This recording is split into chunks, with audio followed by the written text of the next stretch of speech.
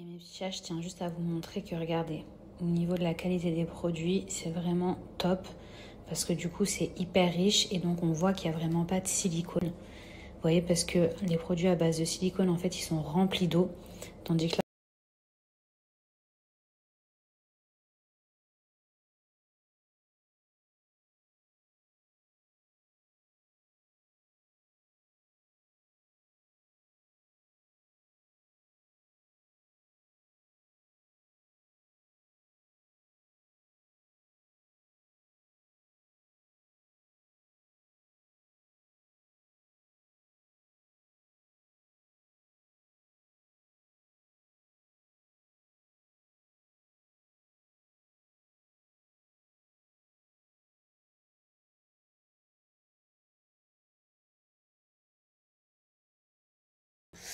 j'ai pas eu de difficulté à les démêler, même le fait qu'ils soient sans sulfate, sans parabènes, etc. Bah, je sais que ce sont des bons produits pour mes cheveux.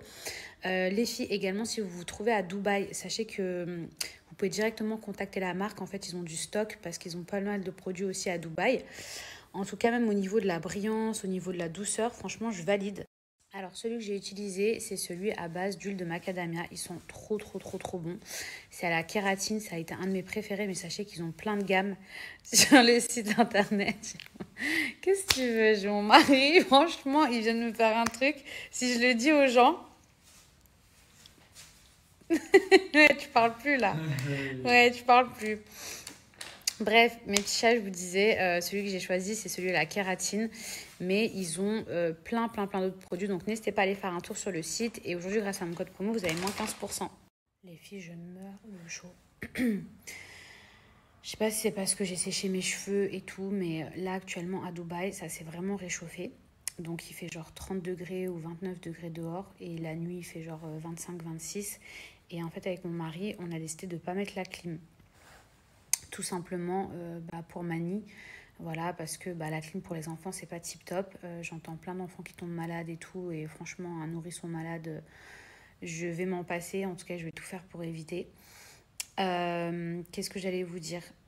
Pourtant, j'ai fait nettoyer mes clims avec une société de nettoyage oufissime. On avait payé une blinde pour faire nettoyer les clims et tout pour la respiration. Mais ça, c'était surtout quand j'étais enceinte. Mais c'est vrai que là, je me sens pas de mettre la clim puisque je le trouve trop petit et j'ai entendu trop d'histoires. Mais on meurt de chaud. Lui, j'ai pas l'impression. Dans le sens où peut-être que le fait que dans mon ventre c'était super chaud, du coup il le vit plutôt bien. Par contre, j'ai complètement changé les vêtements que je lui mettais. C'est-à-dire que quand on est sorti de la maternité, je lui mettais un body manche longue plus l'espèce de pyjama là en velours. Et en fait, il y a quelques jours, j'ai vu qu'il transpirait de fou. Alors déjà, je savais pas qu'un bébé, ça transpirait autant. Au départ, j'ai cru qu'il avait transpercé sa couche. Je vous raconte toute ma vie, mais je vous jure, je me suis dit, mais comment ça fait qu'il est tout trempé, tout le pauvre? Et au final, en fait, comme le bébé, ça bouge pas la nuit, en tout cas surtout quand ils sont bébés, du coup, en fait, il transpire de fou. Et moi, le pauvre, il était là avec ses couches de pyjama et tout, donc maintenant, je le mets en body manche longue, mais je lui laisse ses petits pieds à l'air et tout, et franchement, j'ai l'impression qu'il se sent beaucoup mieux. Je pense qu'avant, il avait trop chaud. Donc, je sais qu'en France, il fait froid, je crois, mais voilà, les filles, ça, c'est un truc. Des fois, on pense au RO, à changer la couche, à lui donner à manger. En fait, on comprend pas pourquoi le bébé il est toujours pas bien. C'est soit sa couche elle est sale, soit il a froid, soit il a trop chaud, soit il a faim, soit il a un problème de colique, vous voyez ce que je veux dire. Mais si le bébé il est bien et qu'on a fait toutes ces choses, normalement, le bébé il pleure pas. Après, on peut avoir un bébé aussi comme le mien qui veut tout le temps téter. Donc du coup, s'il n'a pas le tété dans la bouche, il peut se mettre aussi à pleurer. Et franchement, je regrette pas cette tétine, même si je vous disais hier à la base que genre j'aurais voulu attendre le plus tard possible et tout parce qu'on a trop d'a priori, oui, c'est pas bien pour ses dents, machin, truc, blablabla. Mais franchement, je le sens vachement apaisé et je pense que c'est ça le plus important parce que j'allais pas laisser mon bébé pleurer toute la nuit, déjà c'était inconcevable, ou j'allais pas, moi, le mettre 12 heures d'affilée à mon sein et ne pas dormir en fait. Donc voilà. Comme ça, moi j'ai ma copine qui m'a écrit, qui m'a conseillé donc la marque Avent ou la marque MAM. Il y a une personne qui m'a écrit qui m'a conseillé aussi Bébé Confort. En fait, ça tout dépend des bébés. Il y a des bébés qui ont un besoin voilà, d'avoir une tétine, ensuite de mettre leur pouce, etc. Ils ont besoin d'être rassurés. Et je pense que mon bébé, il a besoin d'être rassuré. Déjà, il faut savoir qu'il est né avant la date du terme. Mon terme, c'était censé être le 14 février. Donc, c'était censé être un petit Valentin. Et finalement, bah, il est venu avant. Et en fait, je me dis le fait qu'il soit né avant. Pardon, je suis désolée, je suis très fatiguée. Et je me dis le fait qu'il soit né avant, bah, peut-être qu'il a besoin d'être plus rassuré. Parce que normalement, il aurait dû être dans mon ventre. Ou vous voyez ce que je veux dire? Après, les filles, vous m'avez parlé de pic de croissance. Je vous en ai parlé hier. Mais Mani, il va avoir à peine 2 semaines. Et vous m'avez parlé de la règle des 3 semaines. Ou de 3. Mais dans mon cas de figure, je crois pas que ça compte. Parce que il a même pas... Demain, Inch'Allah, il a 2 semaines. Je vous ai dit que j'ai beaucoup mieux dormi cette nuit que hier. C'est pas spécialement par rapport à la tétine, même si la tétine l'a énormément calmé, mais il avait du mal à... Il avait du mal à... J'arrive même plus à parler. À l'accepter. Mais je me dis, c'est normal, c'est tout nouveau, ça va venir avec le temps, j'espère. Mais c'est vrai que pour la première fois, il a dormi de 5h à 11h. Et franchement, j'ai pu dormir. Genre, je sais que c'est grave de dire ça, mais j'ai pu dormir. Et là, ma copine, elle m'a dit, écoute, dès qu'il se réveille, parce qu'il dort, elle m'a donné un conseil. Elle m'a dit, dès qu'il se réveille, eh ben, tu devrais faire en sorte d'essayer de le garder éveillé jusqu'à, par exemple, minuit. Et ensuite, bah, il se réveillerait, par exemple, vers 5h. Ça paraît trop beau pour être vrai, mais je me dis, peut-être que ça peut marcher. Ensuite, je vais bientôt aller voir un pédiatre. Bah, déjà pour voir s'il prend du poids, si tout va bien, etc. Mais j'allais vous dire quoi? Ouais, j'ai une copine à moi qui m'a dit, quand elle a vu que moi, je pouvais tirer de mon lait que 60 à 90 ml. Et comme je vous ai dit, ça en gros, c'est un biberon. Sauf que le bébé, la journée, bah, il doit prendre je sais pas combien de biberons, de quantité et tout. Et ma copine, elle me disait qu'elle arrivait à tirer que pareil. Et qu'en fait, son pédiatre, il lui a dit, mais c'est pas suffisant pour votre enfant. Putain, je suis désolée, j'arrête pas de bailler. Il lui a dit, ouais, c'est pas suffisant et tout. Et du coup, elle a dû passer au lait maternel. Donc j'appréhende un petit peu, je me demande ce que le pédiatre va me dire. Moi, j'ai lu sur Internet qu'un bébé qui a entre 2 et 3 semaines, on va dire que 60 à 90 ml, ça lui suffit. Mais je me dis, est-ce que par tété, il prend ça réellement? Après, j'ai vu aussi d'autres personnes qui m'ont dit que elles, en 1 heure, elles arrivaient à peine à tirer 30 ml. Et que du coup, leur bébé, effectivement, soit il devait rester 1 heure sur le sein, enfin sur chaque sein, soit il mourait de faim. Mais moi, j'ai l'impression que j'arrive vraiment à tirer 60-90 ml à chaque fois. Donc j'ai l'impression qu'il est rassasié.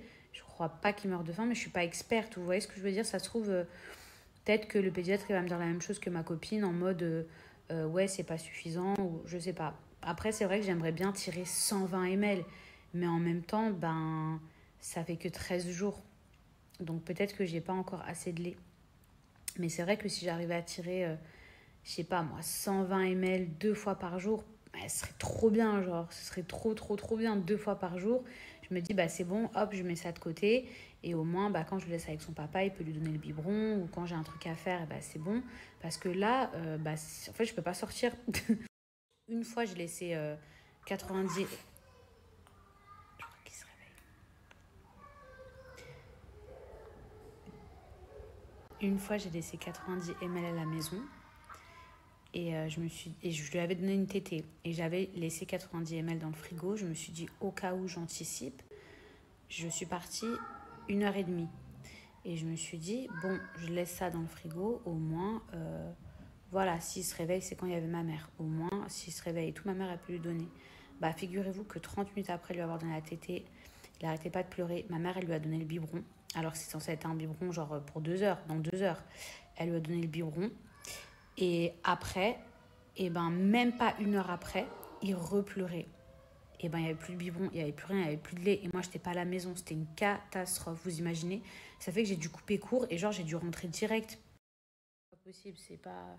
Il y a une personne qui m'a dit ça en plus, qui m'a dit, mais comment tu fais alors si t'as pas de lait, tu peux pas sortir?